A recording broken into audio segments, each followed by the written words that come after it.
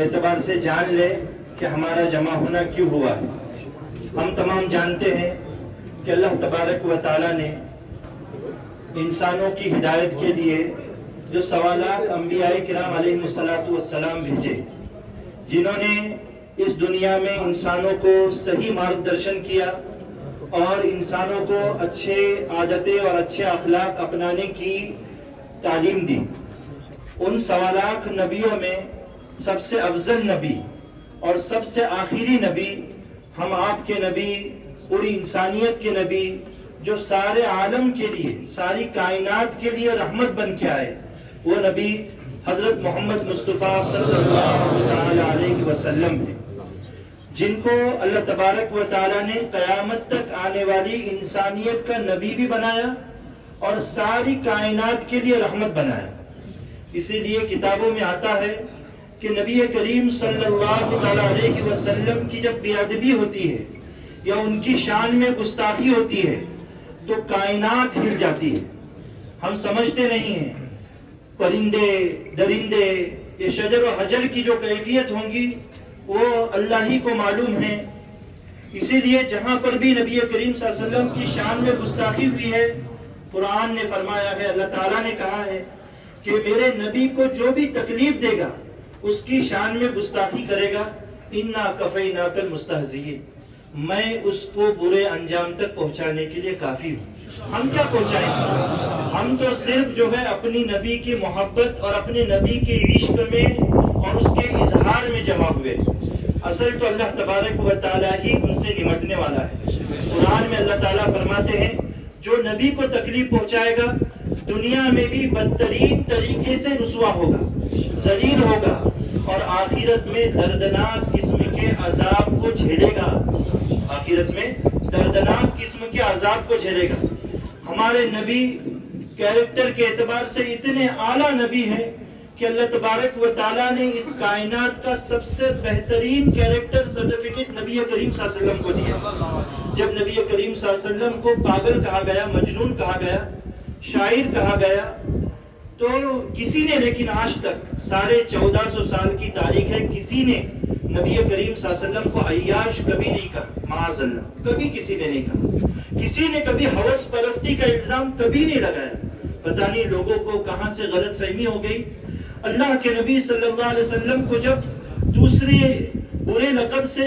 یاد کیا تو اللہ تعالیٰ نے نبی کریم صلی اللہ علیہ وسلم کو فرمایا، اے نبی آپ کو گھبرانے کی ضرورت نہیں، اِنَّا كَفَيْنَاكَ الْمُسْتَهْزِئِينَ، جو لوگ آپ کا مذاق اڑائیں گے میں ان کے لیے کافی ہوں نا۔ آپ کیوں ڈرتے ہیں؟ آپ کیوں ڈرتے ہیں؟ آپ کو ڈرنے کی ضرورت نہیں ہے۔ تو دوستو بزرگوں، کہ نبی کریم صلی اللہ علیہ وسلم پر جو بھی غلط طریقے سے ٹپنی ہوتی ہے یا آپ صلی اللہ علیہ وسلم کی شان میں گستاخی ہوتی ہے تو ہر مومن، چاہے اس مومن کے دل میں اعمال صالحہ کے اعتبار سے کتنی ہی کمزوری ہو، عمل کے اعتبار سے اتنا مضبوط نہ ہو، لیکن نبی کریم صلی اللہ علیہ وسلم کی شان میں وہ گستاخی برداشت نہیں کر سکتا، ہل جاتا ہے، وہ تڑپ جاتا ہے کہ ہم سے جو چاہے وہ لے لو، ہم اپنی جانوں کی قربانیاں دیں گے، اپنے مال کی قربانیاں دیں گے، اپنی عزت و آبرو کو لٹائیں گے، لیکن نبی کریم صلی اللہ علیہ وسلم کی عزت پر، آبرو پر کسی قسم کا کوئی حرف آئے، کوئی انگلی اٹھائے، یہ مومن کسی بھی صورت میں برداشت نہیں کر سکتا۔ ہم جمہوری ملک میں رہتے ہیں، ہمارے بھارت کے سمویدھان میں اور انڈین پینل کوڈز میں ایسے آرٹیکلز ہیں، ایسی دفعات ہیں کہ کسی بھی مذہبی شخصیت کی اگر کو مجروح کیا جاتا ہے یا اس کی شان میں گستاخی کی جاتی ہے تو اس کے لیے مقدمہ چلا کر اس پر قانونی اعتبار سے سزائیں ہیں۔ تو ہم اس لیے جمع ہوئے ہیں کہ ہم جناب تحصیلدار صاحب شری وردھن تعلقہ ان کے توسط سے اور جناب ڈی وائی ایس پی صاحب شری وردھن ان کے توسط سے بھارت کے وزیر اعظم، بھارت کے صدر جمہوریہ صاحب ان سے مطالبہ کرتے ہیں کہ نبی کریم صلی اللہ علیہ وسلم کی شان میں حال ہی میں جن لوگوں نے بدتمیزی کی ہے اور اللہ کے نبی صلی اللہ علیہ وسلم کو کیریکٹر لیس ثابت کرنے کی جو ہے ناکام کوشش کی ہے، ان لوگوں کو قانون کے تحت 295A 135 135A 505B जो मजहबी शख्सियात को मजरूह करने से मुताल्लिक और लोगों के दरमियान में तेड़ निर्माण करने के एतबार से दफात है, तो उनके तहत उन पर सख्त कार्रवाइयाँ। इसी तरीके से मेन स्ट्रीम मीडिया और सोशल मीडिया जो किसी भी धर्म की भावनाओं को मजरूह करते हैं, उनको आहत करते हैं,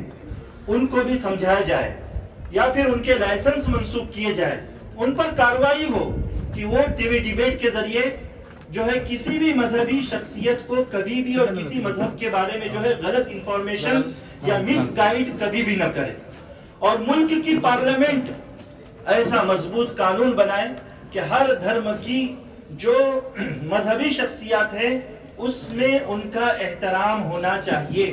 और जो लोग भी नाकाम तौर पर मजहबी शख्सियात को, हमारे नबी पाक सल्लल्लाहु अलैहि वसल्लम को, हमारे औलिया को, उलमा को बदनाम करने की साजिशें और नाकाम कोशिशें करें, तो उनके लिए मुल्क का पार्लियामेंट मजबूत कानून बनाए, जल्द से जल्द फास्ट ट्रैक कोर्ट में उन पर मुकदमात हो और उनको करारे वाकई सजाएं दी जाए, तो हमको रास्तों पर आने की जरूरत नहीं पड़ेगी। हम जब तक रास्तों पर आएंगे जब तक के गुस्ताखी करने वालों की कानून के तहत गिरफ्तारी नहीं होती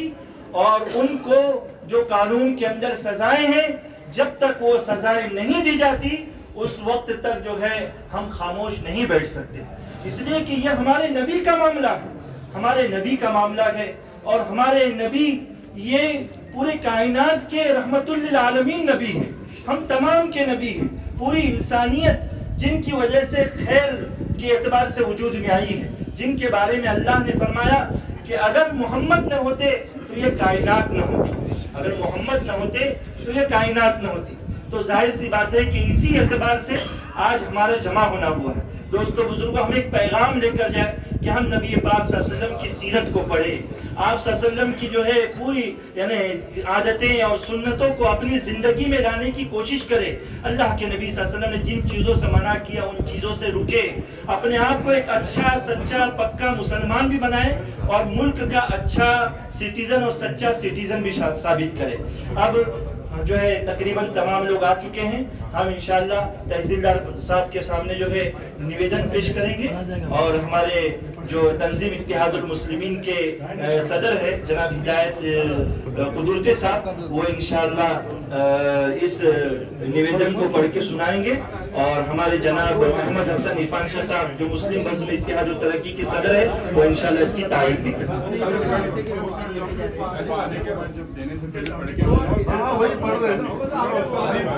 उनको आने दो, सबको आने दो। हाँ, मैं वही बोलता हूँ, उनके सामने पढ़ो ना इजाज भाई, उनके मोहम्मद पैगंबर के खिलाफ भावनाओं को भड़काने और सामाजिक शैली भंग करने की कोशिश न करे। अगर कोई ऐसी हरकत करता है तो उस पर सख्त धाराएं के तहत कार्रवाई हो। धन्यवाद।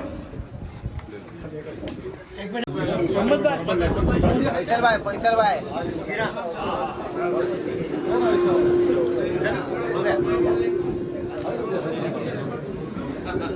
इधर देखो ना, इधर देखो। Thank you, thank you.